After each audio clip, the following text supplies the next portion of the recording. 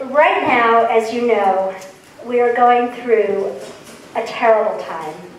We, the Jewish people, we, the American people, who care passionately about Israel and who care passionately about the United States of America.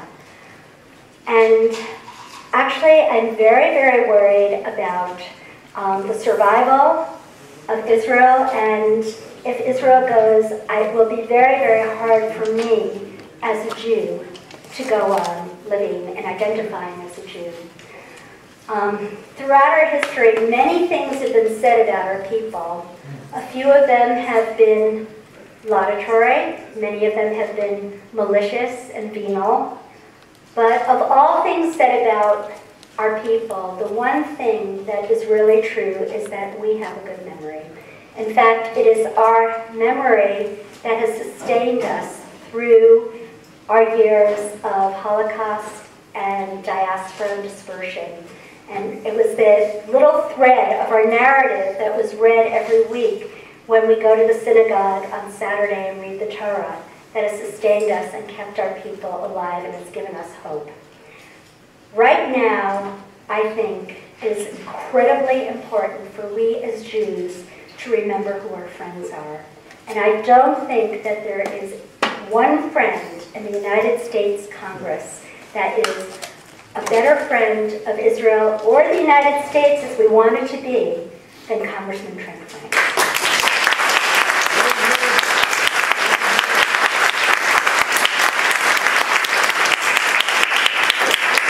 Congressman Trent Franks cares about the individual.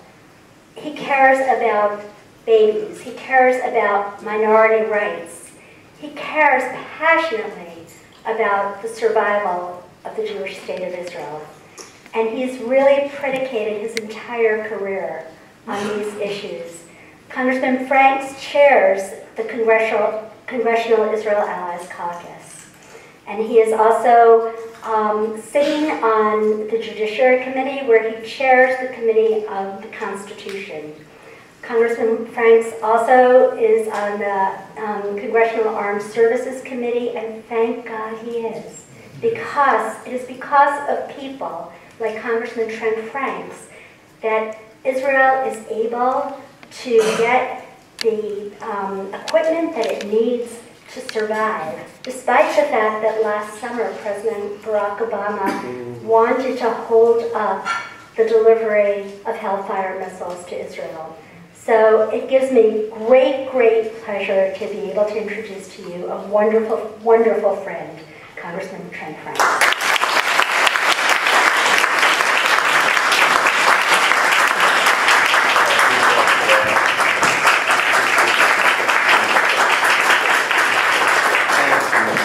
Now, are you all able to hear me okay?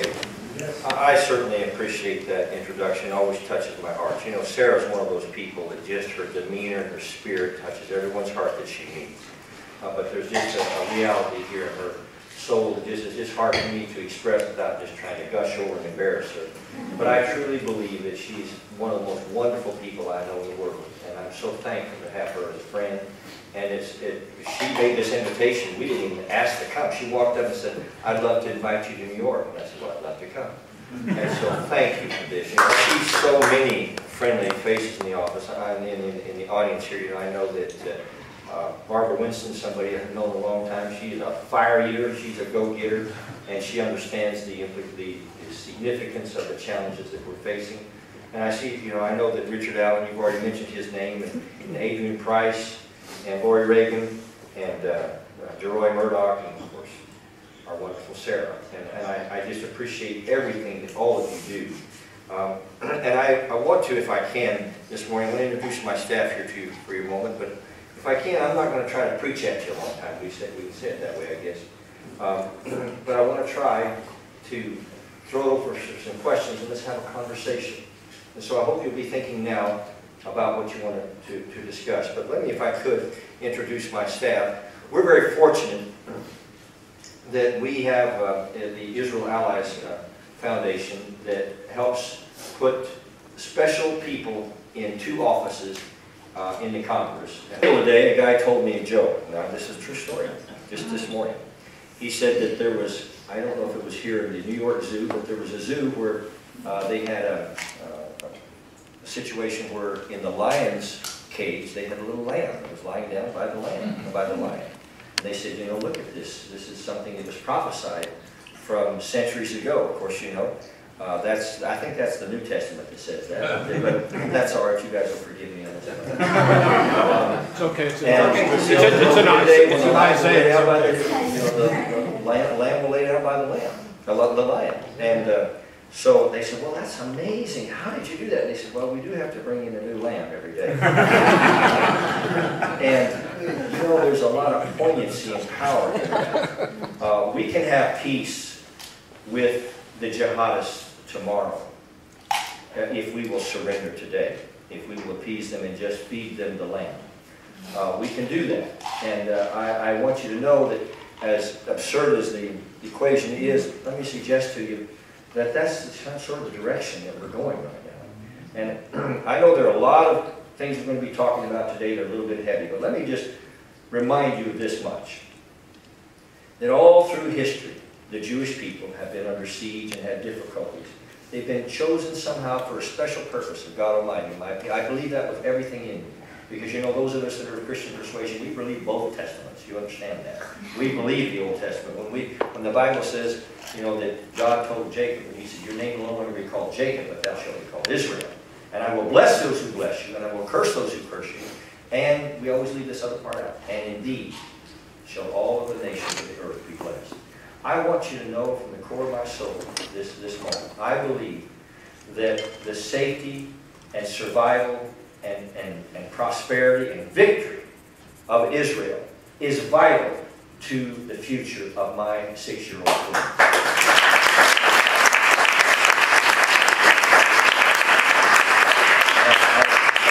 I'm going to try not to get emotional here on you, because when I talk about my children, I nearly always do. I waited a long time for them. And they mean an awful lot to me.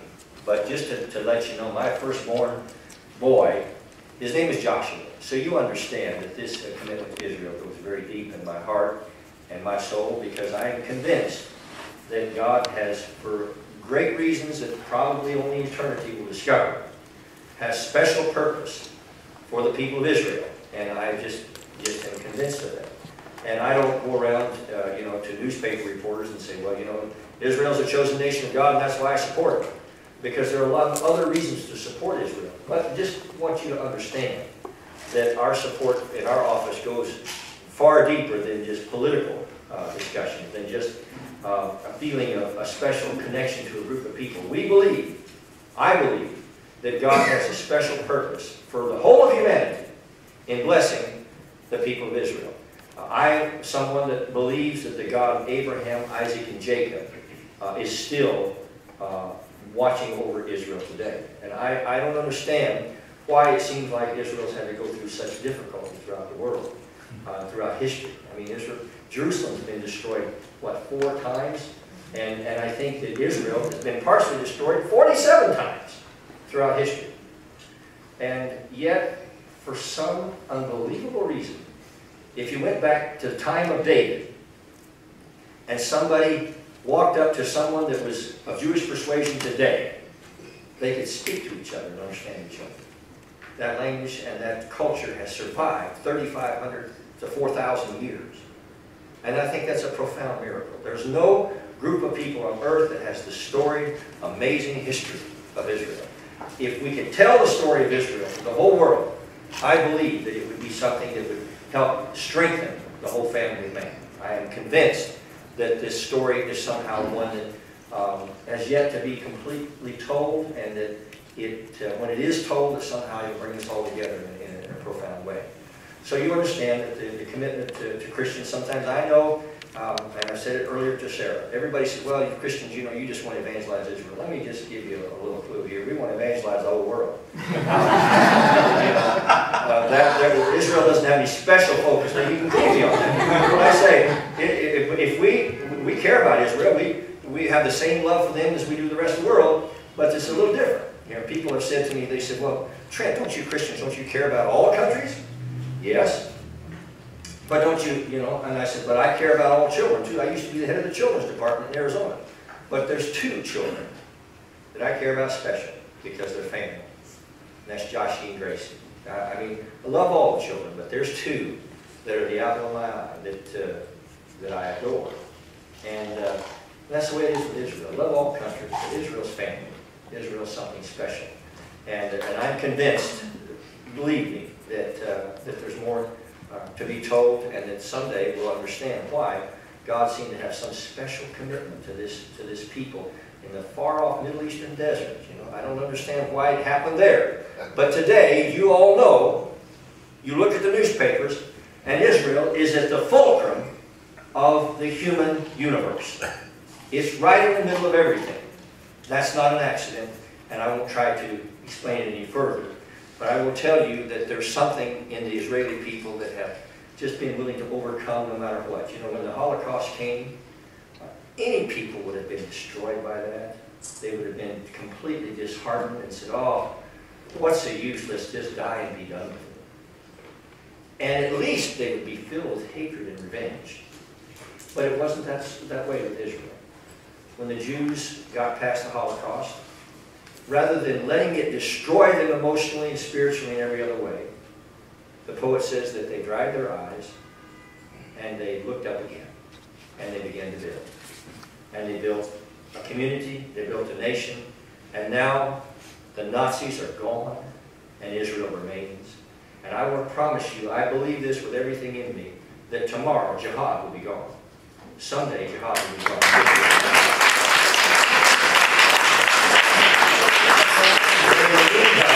In the meantime, we're facing some pretty serious challenges. Never in my life have I seen Israel face greater challenges. 9 years ago, our office called for Iran to be referred to the Security Council because they started enriching uranium. And at the time, people said, "Well, you know, Trent, you know, he's all this Israel nut. He's a little bit overreacting." Iran only has 160 centrifuges. It'll take 3,000 centrifuges. This is the exact quote. It'll take 3,000 centrifuges for Iran to become a fully functional capability to produce nuclear weapons on a regular basis. They can't do it with 160 centrifuges. He's overreacting. And at the time I said, yes, I understand that. You know, I serve now as a senior member of the Strategic Nuclear Forces Subcommittee. It's our only nuclear committee in the Congress. And so those are issues that are very familiar to me. But I said, that's where they're headed. Because there's no reason for them to produce plutonium. You guys didn't go out and plant a garden to make the broccoli this morning. You just bought it.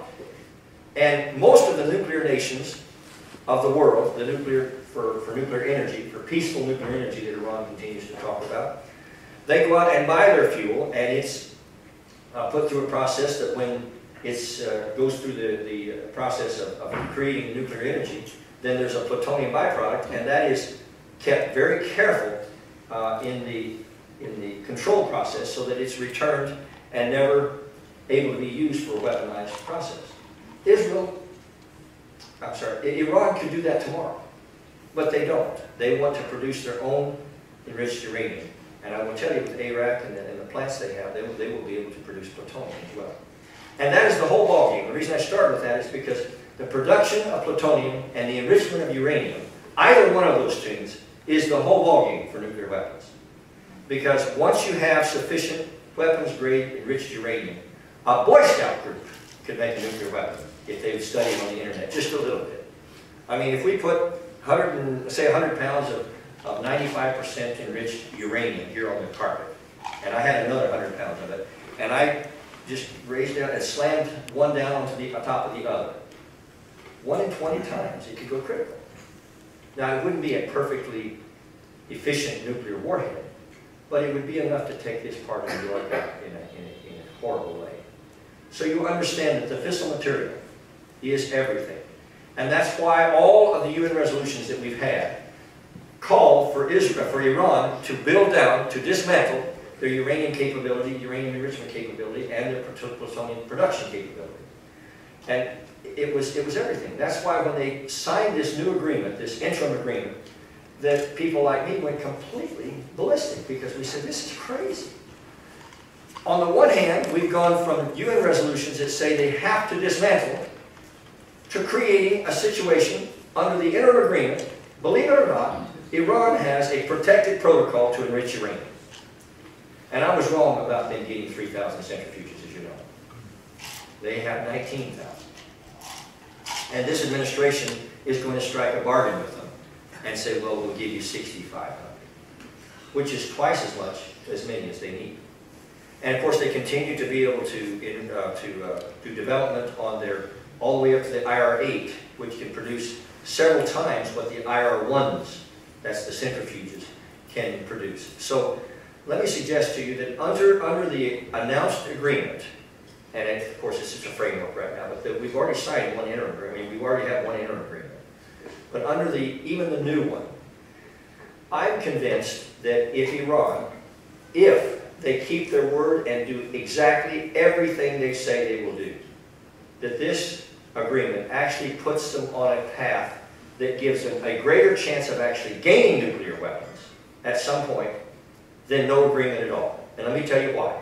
Because once the agreement is signed, it sort of is a, okay, time's out, you know, we're going to all just play together for a while. Iran continues to be able to do the things that the world would be watching without that agreement being in place. They're going to continue to advance their nuclear missile capability, to be able to carry the nuclear warheads. They're going to be able to continue to advance their centrifuge capability. They're going to be able to, their weaponizing process, all of those things that would otherwise raise white flags, they're allowed to do under the agreement. So it makes it very difficult, even for Israel, to go in and take those facilities out. Because the world says, well, yeah, we have an agreement. So it's a little hard to articulate. But what I'm saying is, if there was no agreement, some of these other things would add to the calculus where countries like America, under a different president, and countries like Israel would say, okay, it's time to go in and make sure that they can't continue. But now with an agreement, that's held off. And that's if they keep the agreement. And for us to trust a country when the mullahs of Iran were saying death to America, the week before they announced the agreement for the framework, I mean, I don't think I have the words or the English language contains the expression to relay that. When you have, even you business people here today, I know there's a bunch of them probably. How many of you would sign a deal when the person, your partner, your business partner, says, well, we're going to sign this deal, but I'm as quick as I can, I'm going to get you, I'm going to destroy you. I'm going to do everything I can to destroy you, business-wise, any other way I can. Is that the kind of partner you want to get into a big agreement with? So, I don't think that we can trust the Iranians, this regime in any way, but even if we could, this agreement, the way it's headed, puts them on a surer, maybe not a quicker, but a more certain path to gain nuclear weapons. And remember, the jihadist mindset thinks in millennia. A decade is no big deal to them. And so I have to say to you, I believe that your children and mine will be profoundly affected by this agreement if it happens. And we need to do everything that we can. Our office was poised to introduce the House version of what Mr. Corker did. And they said, well, no, let's hold off. It looks like it's going to go through. But then they've changed it. Now I'm very, very concerned about that. I won't say all I feel about that right now because there's still some things going on. But let me suggest to you that there's a lot of fallback that we've done to where this administration saw that they were going to lose in the Senate, so they came forward and said, well, let's do this and this and this, which in some ways I'm afraid is going to achieve their goal of not being really held to a significant standard in the first place. So I'm very concerned about that. So let me say to you that there's only two ways to change policy in America. You know what those are? Two ways. We either have to elect the right people or we have to convince the wrong people to somehow do the right thing. That's it. And that's pretty spooky when you come right down to it. My background's engineering. We will try to make, Einstein said, make things as simple as you can, but no simpler. You know? And he was pretty, just as an aside here, aren't we thankful to God that America was a safe place for Jews to come during we didn't let a lot of them come, and God forgive us for that. But I'm saying at least that Einstein felt that he could come here rather than staying in Germany and maybe being forced to use his brilliance for the wrong side. Otto Hahn was very close to giving Germany a nuclear warhead. And if Einstein hadn't come here first, Germany might have gotten it first. I don't even know how to express the implications of that. You all understand. But the truth is that we absolutely have to pay attention to the next election. So if you forget everything else I've said today, please, whatever energies you have, do what you can to make sure that we get a president next time that will put right people on the Supreme Court, that will do the right thing on foreign policy, that will stand with Israel, and it will somehow make sure America doesn't appease its way into oblivion. Because that's where we're headed right now. And I'll say one little quick thing, and I'm going to throw it open for questions. That I think is very, very, I don't know, illustrative. And again, Democrats, you're going to be nice to me about this, right? I was on Fox before the last election, and I was supporting someone else other than Mr. Romney. Now, I'll have to quickly throw one other thing in a moment, but I was going to support someone other than Mr. Romney. But Fox, they said, but you're going to support whoever the nominee is, aren't you? I said, absolutely. They said, even if it's Ron Paul, because they know I wasn't real crazy about Ron Paul. They said, even if it's Ron Paul. I said, even if it's Ru Paul. That was the next line I heard. What's really hysterical is I really didn't mean that. I've never met Ru Paul, and never met the guy. But I will tell you, I don't think he could have done any more harm to us than the guy that we have. And then when we went on to nominate Mr. Romney, I flew to Israel at that point immediately because I'm from Arizona. We have a large Mormon contingency there. I talked to someone about that specifically. I was going to mention this to you all. We have a large Mormon constituency in Arizona. And Arizona is a very conservative state. But we saw a phenomenon that broke my heart. We saw a lot of Christians of my persuasion that said, no, we're not going to vote for someone that's a Mormon. I mean, these are hard issues to talk about, but that's what was said. And we ended up seeing that lack of vote off the top of the ticket fall off. And we elected someone that is antithetical to Arizona because they didn't want to vote. And the guy now is in Congress, Matt Sanders, one of my best friends. He and I don't agree theologically on everything. You know, if two people agree on everything, only one person's doing the thinking, you understand? But he is a good man, and he would have been a great governor. So I was terrified. I thought if that happened in Arizona, it could happen in America. So I flew to Israel. We did a video on top of the Mount of Olives and spoke to the Christian community of the United States. We sent this little video to 250,000 different Christian centers. I mean, sometimes all the way down to Sunday school teachers. And expressed to them how important it was not to elect Barack Obama again for the sake of the Jewish state. Now, let me tell you what the numbers were. When George Bush ran, and you take the number of evangelical Christians that voted for him, and then fast forward to John McCain got 2 million less voters from the evangelical Christian community than George Bush. Mr. Romney got 2 million less than John McCain. That's 4 million that dropped off. Well, they actually voted, but they didn't vote the top of the ticket, most of them. That's really frightening. So they were in the voting booth, and they backed off. And I'm telling you that now, there's a combination of those. But you're right, some of them did vote. But there's a lot of them voted, but didn't vote the top of the ticket.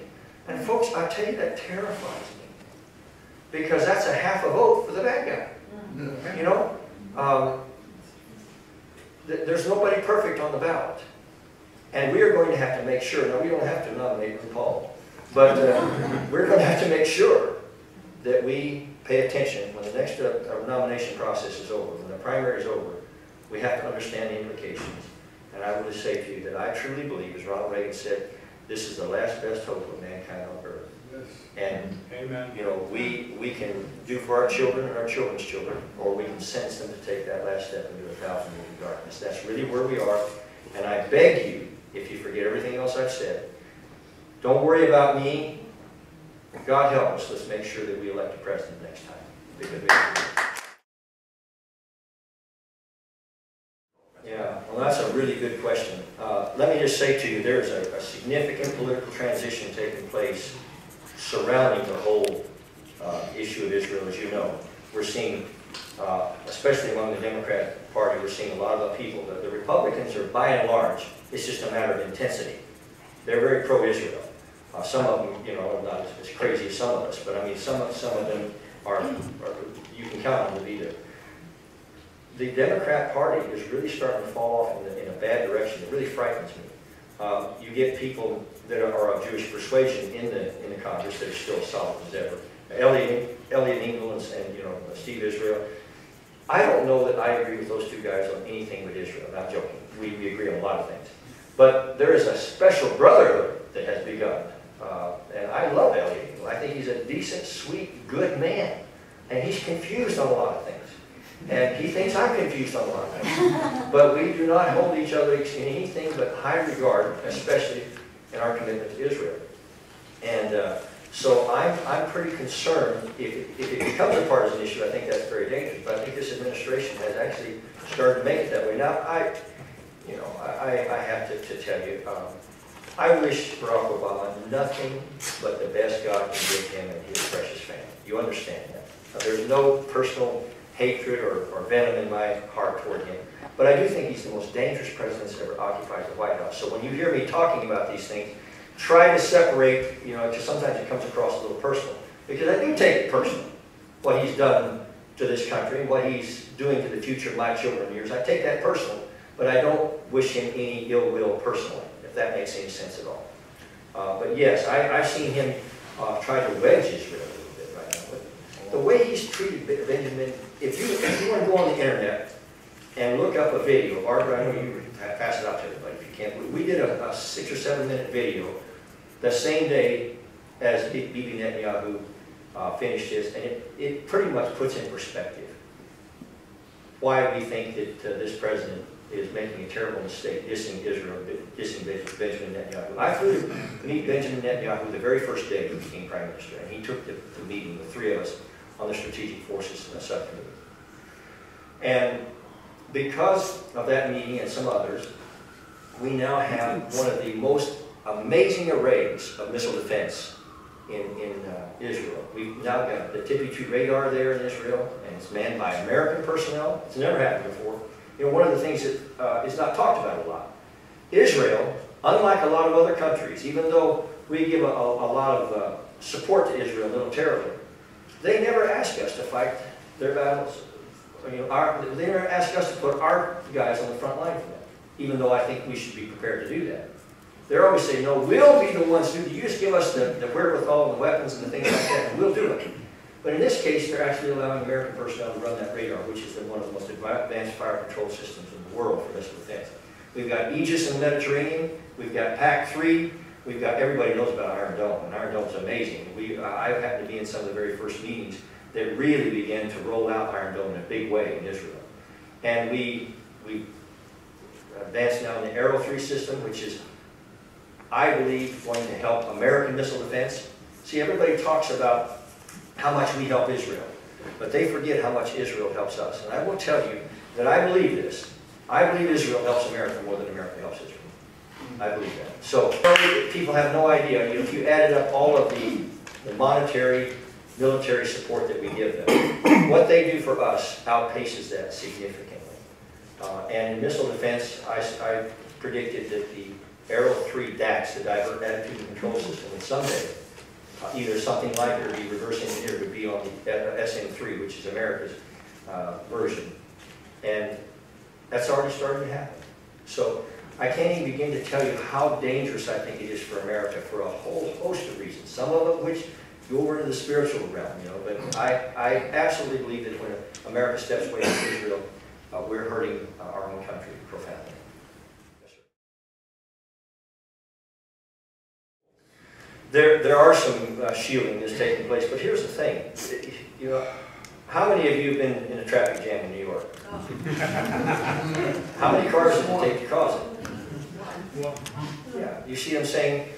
Yes, there's some of the newer models would be sufficiently protected up to, say, 50 kilovolts per meter, but we're talking maybe 200 kilovolts per meter in some of these scenarios. So even they might not be protected. But the point is, a large number of them would be diminished to where the place would just be a gridlock in the worst way imaginable. I don't even know how to articulate it. But when he mentioned that 90% of the American population would die, that's not his figure, that's not mine. That's what the EMP Commission predicted. And these are pretty much the smartest guys in the world. I mean, William Graham was, there's two of them. There's Daniel Graham and William Graham. William Graham was Reagan's Einstein, and he chaired that commission. And when they came to us in 2004 in the Armed Services Committee and expressed their report, for the first time, before or since, we stopped in the middle of that hearing and said we're going to go into closed-door session, into a classified session, because it was scaring us so badly. And we did. And I knew about EMP back when I was a 27-year-old legislator, because it's not a new phenomenon. We kind of discovered it when we were doing some of the Bikini Island tests and things like that around that test time, the starfish prime test. And we set off a nuclear warhead, and 900 miles away, it messed up Hawaii's electrical systems. And that's when we used the old electromechanical systems that are almost impervious to EMP. Today, we've engineered ourselves into a profound vulnerable circumstance. And I think EMP as a weaponized capability represents probably the most dangerous short-term threat to national security that we have. I mean, at one point, one of the officials in London from the Department of Defense said this is the one threat that can defeat the Department of Defense of the United States of America. So it's a big issue. Now let me say there's an Israel connection. I flew to Israel, I guess it's been about 3 years ago now, and we took a team of scientists to do an analysis on the Israeli grid. Because we thought, well, you know, the Israeli people are the smartest people in the world. And I believe that today. I believe the Jewish people are the smartest people in the world. And you say, well, why? I think there's prima facie evidence. They get more awards and more scientific advancement than any group of people in the world. So I thought they're the ones for us to get in the middle of it and talk to. We did an analysis of their grid, and we learned that they were using the 650 kV and sometimes 450 kV transformers that were especially vulnerable. This is Israel, was especially vulnerable. But you don't have to tell the Israelis twice. They immediately began to look at it for themselves. They came back a year later and said, you know what, you all woke us up. We're immediately going to start doing a plan to harden our grid.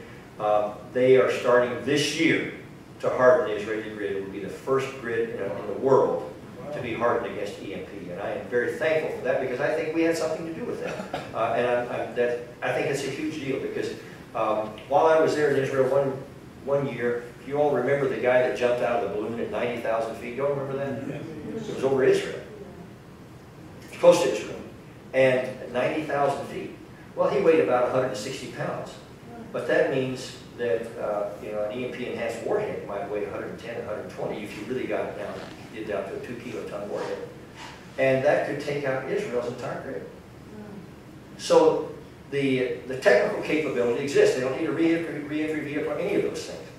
And the point is that Israel now is moving forward. I think they're going to lead the whole world to recognizing the danger of this. Our bill on EMP passed last year without a single dissenting vote. And a few years earlier, couldn't even get out of committee. So there's some new things that have happened. I'll give you one example. Because I have to be careful what I can say and what I can't. But this is in the internet. You can all look it up. NORAD, everybody's heard of that. They have a comm system. That's one of our homeland defense capabilities from enemy missiles. They're now moving all of their comms underneath the mountain at NORAD to guard and to protect it against EMP. Now that's a $750 million project. And we've spent billions of dollars in the last 40 years hardening our missile defense capability, our nuclear triad capability against electromagnetic pulse. And now we understand how vulnerable our grid is. Our military has done quite well in many ways. Most of the critical defense assets have been hardened. Not all of them, not enough of them, but a lot of them. We could still fight a really mean war, even in an EMP-laden environment. But our grid is entirely vulnerable, and we've got to make that change, because the military depends upon the civilian grid for 99% of its electricity needs, without which it cannot affect its mission. Now that's a big deal. So that's happening, and I'm encouraged about it. And once again, there's the Israeli nexus. Clear back when this country was born, you all know that there was certain Jewish groups, certain Jewish individuals that played a huge role in bankrolling the revolution. So I just don't think that, I think if we go back in history and look at America and Israel, if we'll stick together, I believe we can weather the storm. If we don't, I believe it'll wash us all away. Yes, ma'am. Well, let me tell you a little good news and bad news. The good news there is, the bad news is implementing is very, very difficult, and here's why. Everybody thinks that now that the Republicans control the U.S. Senate, that we can control the purse strings. Sure. And how the Founding Fathers first put the country together, that would have been true. George Washington himself said that we pass legislation in the House and then we send it over to the Senate to cool like like coffee in a saucer. And at the time we had the ability for a particular senator to filibuster, to slow the process down. You know, they had sort of a buffering process. But that's now turned into a situation where we send the legislation over to the Senate, and instead of cooling like coffee in a saucer, it freezes to stone. And it's because that we've become so polarized in this nation that now we're not able to get our Democrat friends to allow votes on the simplest things. I don't mean that they have to vote for us, but they won't allow the vote. They won't allow the process to go forward. I'll give you one example in the DHS bill. In the DHS bill. We passed a bill in the House that funded the Department of Homeland Security completely. And it simply said that we're not going to fund that part of the President's executive order that was unconstitutional. That didn't really have anything to do, from my perspective, with immigration. It had everything to do with the Constitution. A guy named Daniel Webster said, hold on, my friends, to the Constitution and to the Republic for which it stands. For miracles do not cluster. And what has happened once in 6,000 years may never happen again. So hold on to the Constitution. For if the American Constitution should fall, there will be anarchy throughout the world. And, you know, I have been someone that has said Barack Obama has brilliantly gotten it wrong every time when it comes to foreign policy and national security. I don't know how he's so consistent in getting it wrong. But I think maybe even more dangerous has been his willingness to completely vitiate the Constitution.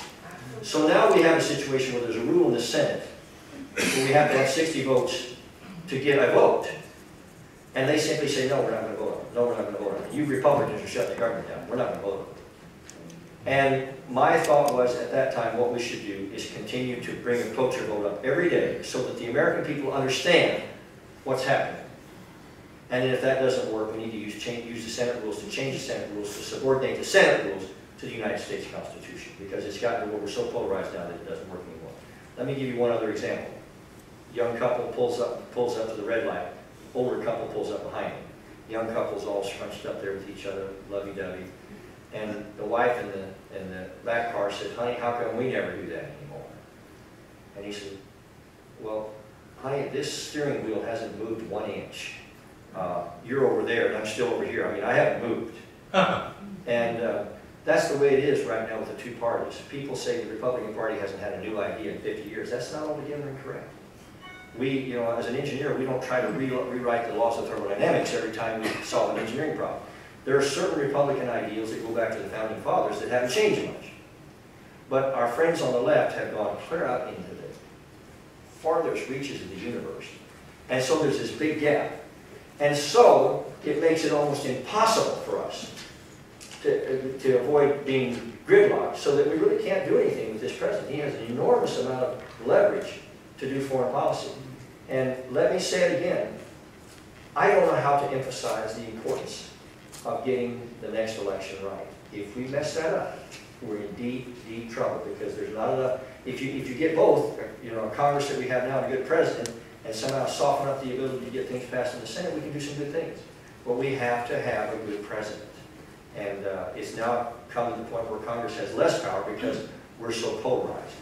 And Adrian, let me just tell you, thank you for getting this place for us. I know it was all your fault that we're here.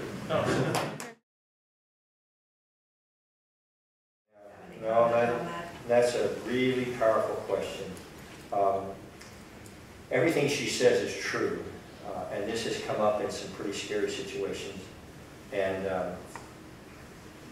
back when George Bush was president, I talked a lot to the Israeli ambassadors and under this president. And there has been a change in Israeli policy. Under George Bush, they would have told him that what they were going to do if they were going to do an attack on Iran. They would have said, we plan to attack Iran. I hope you cooperate. That was their policy, to tell him. The policy is today, at all costs, do not tell this president what they're going to do, because they don't trust what he might do. And I will tell you, I think it could set up a constitutional crisis, because this president, I don't know what he will. I know that you all understand that I am the quintessential Obama critic. I think if he's the answer, it's a profoundly stupid question. I really think he's a disaster.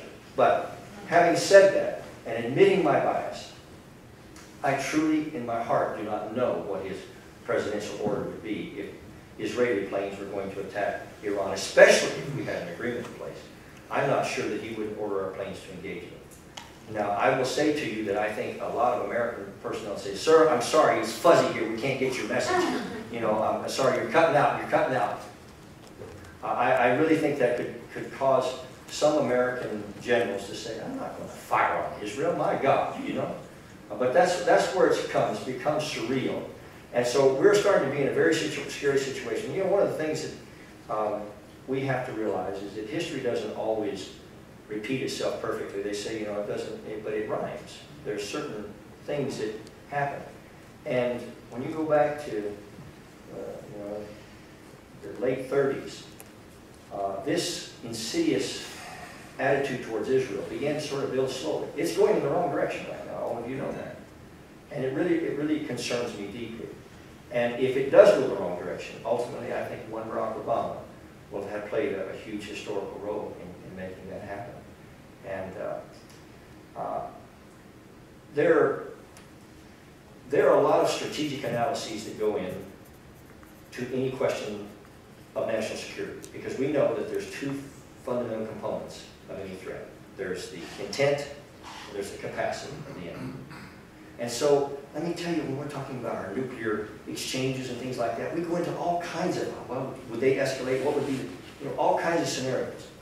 But one of the greatest factors that's left out is this assessment that the leaders of the world have of the American president. It's vital. Do you all remember when, some of you remember certainly, when the Iranians first took the American hostages? Do you remember that they were held for, what was it, 444 days? Yes. And Jimmy Carter would come on the news every night and say, we want early release of our hostages. But he was never willing to do what was really necessary. And they gauged him and they thought, we've got his number. But when this cowboy named Ronald Reagan came along, they thought, uh-oh, we don't know him. Identical capacity. America had the identical capacity under both presidents. But when Ronald Reagan raised his hand to toast inauguration, the hostages left Iranian airspace because they thought, we don't know what he's going to do tomorrow. He's got a different attitude. He believes that maybe, that we're doing the wrong thing here. And so, I can't tell you of all the strategic analysis that our military makes, one of the things they can't control is people's assessment of our leader. And people have looked at Barack Obama and they've assessed him, I'm afraid, accurately. We are blessed that El-Sisi became the president of Egypt. Otherwise, and that's pretty scary to me, that it takes, an Arab Muslim to save the world from the Muslim Brotherhood. And our president's on the wrong side of that equation.